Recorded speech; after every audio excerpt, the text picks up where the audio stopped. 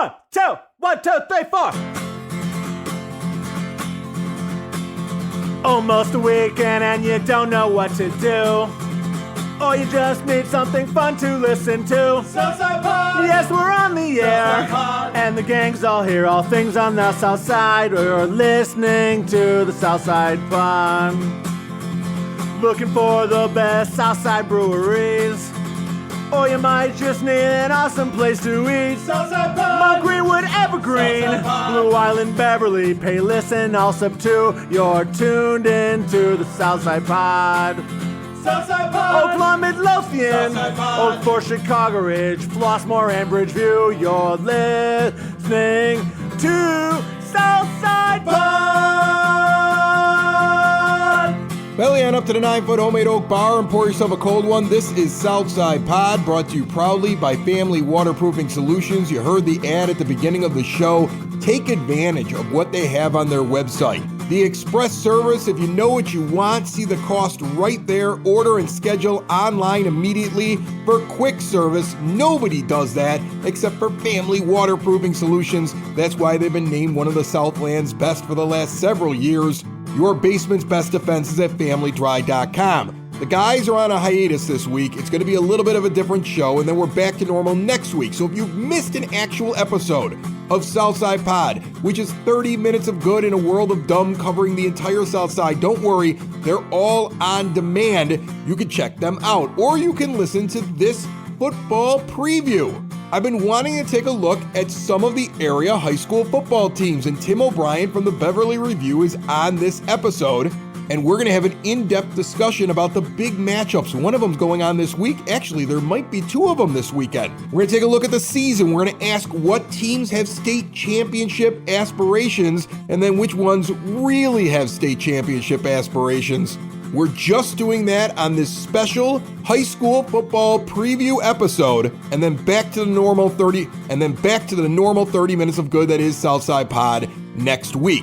Before we get into that, just want to let you know our good friend John Streets has a couple of artisan markets coming up on the holiday weekend. Saturday, the 2nd of September, there's an artisan market at Imperial Oak Brewing in Willow Springs, 11 a.m. until 5 p.m., Food will include Pizza 750 and Arnold's Tacos, an assortment of handmade items, local artists, vintage sellers, and tarot reading. And then Sunday, Flipside Brewing Tinley Park is hosting another beers, burgers, and bazaar. Handmade market, shop over a dozen local makers and artists. Flipside beers are going to be there, of course. They've got smash burgers, all ages welcome, free event. Parking lot is huge, really easy to get in there. The event is from 11 a.m. until 5 p.m. on Sunday, 7144 183rd Street in Tinley Park. That helps you with your weekend plans. One of the great artisans that I've seen at that market is Sid Sauce, that grows the peppers right here on the South Side, makes the hot sauces, and then brings them to your door. Learn all about him at sidsauce.net. They present Tim O'Brien right now on Southside Pod.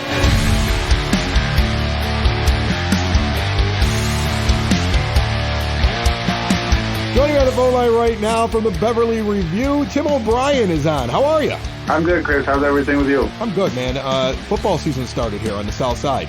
We got a lot of teams playing a lot of football over the next couple of months. The Battle of Pulaski is happening this weekend, and so many other teams that have hopes and dreams, and they're all telling me, like, well, our goal is to be 9-0. Like, I talked to the head coach of Evergreen Park, and I was like, hey, it's your first season. What do you think? He goes, I want to go 9-0 and win the state title. I'm like, okay, all right, that's a goal to have.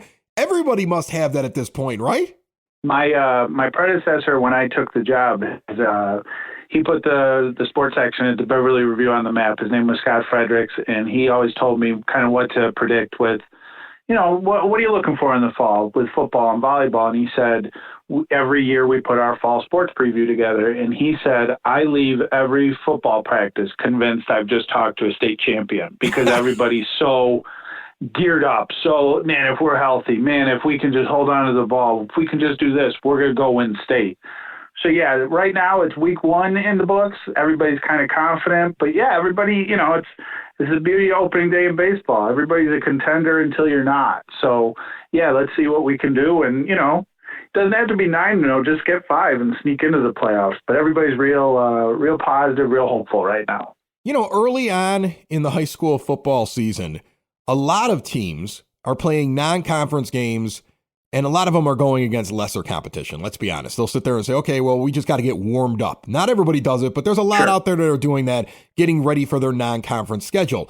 And then you got already this weekend, Labor Day weekend, the Battle of Pulaski, Rice-Marist, and that's a slobber knocker a lot of years. What's it look like this year? It's kind of under the radar in terms of big names that might have been there in years past, but this is one of those matchups that it doesn't really matter if there's a ton of D1 talent or, oh, this kid's going to Big Ten school, this one's going to SEC. It doesn't really matter. It's fun this year because Brother Rice kind of took some lumps last year with a younger group, and by the end of the year, you could see the difference. They had taken those necessary steps forward. Marist this year is Marist. They're expected to be pretty good, but they do it without the kind of name recognition or reputation that they might have had. They lost basically their entire starting lineup on both sides of the ball. I believe they had 4 starters back. So while they have talent there, it's unproven. Nobody might know the names like previous seasons. So it's Brother Rice Marist, though. They're coming off of 2 really interesting week 1 matchups where Brother Rice got by Maine South at Maine South, and Marist lost late against Glenbard West on the road. So, as you talk about, we'll schedule a win. Those are 2 programs that aren't really interested in just cupcakes. If they can find somebody on the schedule, they'll schedule you. So, maybe not the glamour of recent years, but it's Brother Rice Marist early in the season. It's Labor Day. It's 2 teams with high aspirations for the season. So I'm looking forward to it, and I think it's going to be a good game because it always seems to be a good game. Name a sport for that rivalry. It ends up working out. So there was a big game last week in week 1. I was in Crystal Lake at a fantasy football draft, and I had people asking me about what's going on with Carmel. Mount Carmel takes on East St. Louis, who is ranked one of the best teams in the nation, and they win that game. Does that mean Mount Carmel is a shoo-in to just win it all this year? Like, what did you take from that game? With Mount Carmel, there was a sense last year with those matchups because Mount Carmel won 7A and East St. Louis won 6A.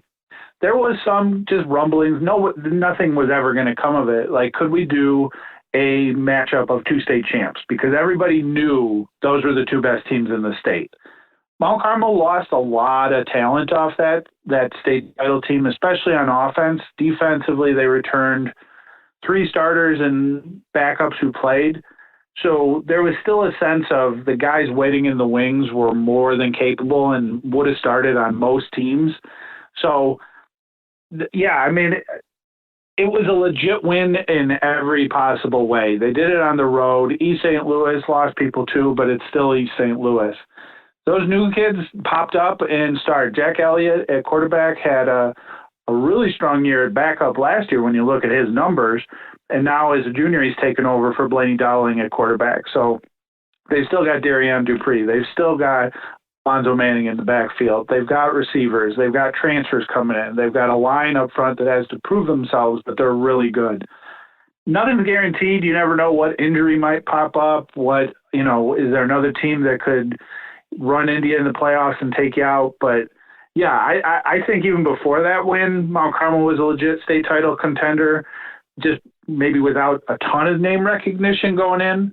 But yeah, watch out. The Caravan are legit. They're going to be hopefully likely making a run in November. That's amazing to hear. So we've mentioned Brother Rice, which I find really interesting because last year I think was the first year under a new head coach that had success at his stop beforehand, but it was kind of like he had to get used to his team. And you talk about Marist, looks like they've got a lot of new guys, and you talk about Carmel and where they're at right now, which looks like they're one of those odds-on favorites to go make a ton of noise and possibly win it all again. So after you take those teams and you kind of look at them, what other teams have we not talked about that you want people to pay attention to this year? One of the big storylines that I've just been following just over the last couple of years that, we cover 12 high school football. We cover 14 schools, 12 football teams. And it's real top heavy, but the one that you kind of cover that's kind of grown up the last couple of years is Morgan Park. They've had freshmen starting, they've had sophomores starting, and then they come back. They're not transferring. They're staying relatively healthy. And last year they made the state quarterfinals for the first time since 2007. They ran into Nazareth and, eventually, I believe the eventual state Class 5A state champ. And they brought, I think, 19 people back who started. And these aren't like, oh, we can, hide them at linebacker. These are D1 kids. These are kids you're going to see at that next level starring in a couple years on both sides of the ball. So Morgan Park is a team that, if you're a football fan, kind of keep your tabs on them, see where they end up. The other big one locally is new coach, some new systems, a little bit of everything new after Todd Kuska stepped down last year at St. Rita. Martin Hopkins, local guy from Morgan Park, he played and coached at Iowa for a long time. He's in his first year with his alma mater, and it's going to be interesting to see how they kind of develop because they got bumped up from the CCL ESCC green to the top division, to the blue. So the schedule is no joke. They're going to get tested. Who's going to step up? A lot of questions, but the talent's there. So those are the big ones, that we didn't discuss. But then you look around and there's a lot more teams kind of waiting in the wings. Like, okay, can we get into the playoffs? Can we get back into the playoffs? Like all this stuff, it's going to be an interesting fall to see how things kind of develop because there aren't any teams that you look around and it's just like, oh, it's not going to happen this year for them. I wouldn't be surprised if we get 10 or 11 teams into the state playoffs locally in our area. I find it interesting that you were mentioning an up-and-coming public school team, but then mentioning that it's surprising, or at least you're noting that the freshmen and sophomores didn't transfer after they played, had experience, and showed their skill. Is that a thing that is still prevalent? Are players getting poached if they go at a young age, early on, freshman, sophomore, play really well, and now all of a sudden you see them in a bigger program? Is that something you notice? It's happened more in recent years with basketball, especially boys basketball. St. Rita had a class that came in that COVID year, and it was basically all freshmen. And that first year they lost a couple. Then it was more. And then this summer everybody left. You're seeing it a lot more with basketball, just kids leaving. I wouldn't call it poaching because most of the times when I've called coaches about it, they say the coaches have nothing to do with it, and you got to take them at face value at a certain point. It's more, hey, I went to grammar school with this kid. Why don't you transfer? You get to play with us. Like, we got state title aspirations. Like, and then, it depends. Do the parents move? Is it out of district? All this stuff that pops up with transfer rules. So you never really know. But with football, you're starting to see it more a little bit that, a kid doesn't get along with a coach. He's not playing as much as he wants. He thinks he's better than he is, or, there's 1,000 different circumstances. But you're just starting to see that pop up more where kids that grow up with a program don't necessarily stay at that program if a, quote, better opportunity comes up. It's crazy, too, because when you go to one of these games, and I suggest everybody at least find one or two of them that they go to this fall. It doesn't matter what school you go to. It's funny to watch the little kids, and they're all running around in the high school wear. They all have the hoodies on. They all have the shirts on. They're handing them out. They're recruiting third graders for a lot of these schools. I notice it when I go and I watch it. Like my daughter plays in the Brother Rice Mother Macaulay marching band, and I'll be there at homecoming because they have the former members of the band get to come back and play. And I was in that band 30 years ago, and I get to go stand there and embarrass my daughter and play my saxophone. And I only bring it out once a year just so I can go and play with her in the stands because I think it's fun. And I remember the fight song, and it's a blast. But I notice now as I'm older, the amount of little kids that are running around in Rice gear. The amount of shirts that are handed out that are their size. Like, it's almost like when they have a camp, it's like, hey, you thought about high school yet? And they're 10. So, you think about it, all of that happens up until the point where they join a school. and yet there's still a couple of years in there where they might actually pick another one. That's kind of crazy to me. It's always fun, and it's the difference. I graduated from high school in 2003. Just the difference you see from when I started writing in 2007 when I graduated from college to the mid 2010s to now. Like if you go back, I'm blanking on the year for this, but Frank Lenti at Mount Carmel, legendary football coach, won a million state titles, crazy win percentage, one of the best to ever do it. He got suspended for recruiting. Like there was paperwork, like he was sending stuff out to kids, and he missed it. I want to say multiple games, and this was early 2010s, and now it's just kind of blatant. Like everybody's recruiting, everybody's feeling the pinch for enrollment. They got to get kids in the building. They got to get the athletes and the academic kids in the building too. Not ripping anybody. This is where things are. So yeah, everybody, you see pizza parties, you see, okay, we're hosting games at our field.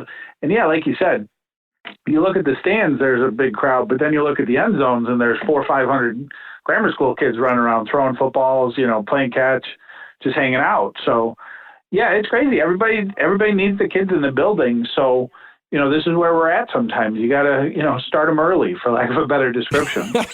Start them early and then get ready for big-time football here in the fall. Before I let you go, is there something that we haven't mentioned in terms? I know we mentioned the Battle of Pulaski happening here on Friday night, and it's such a big deal. Like my kid's at Rice right now, and I've been getting emails all week with restrictions on tickets. Even with all that going on, beyond that game, is there a game circled right now on the schedule that a Tim O'Brien is going to be at? Mount Carmel St. Rita comes up, I believe it's week 4, so do the math on that. That's what, second week of September, third week of September coming up here. The other it's this weekend, so it's, if you can't get a ticket to Brother Rice Marist, but you want to see some really high-level football, I wish it was any other week. Morgan Park's playing at Mount Carmel. This is as cool a matchup as it gets, just publicly, one of the public league's best versus the defending state champ in 7A, and they won the blue last year in Mount Carmel. So it's going to be a test. I think Mount Carmel wins out just because they're so talented, they're so disciplined. But Morgan Park has the potential to make that game interesting. They've got the athletes, they've got an offense that can put some points up, and a defense that can, fly around the field and make some plays. So I wish the schedule cooperated more. I wish I could, bounce back and forth somehow. Which one are you picking? You going to Morgan Park, Mount Carmel?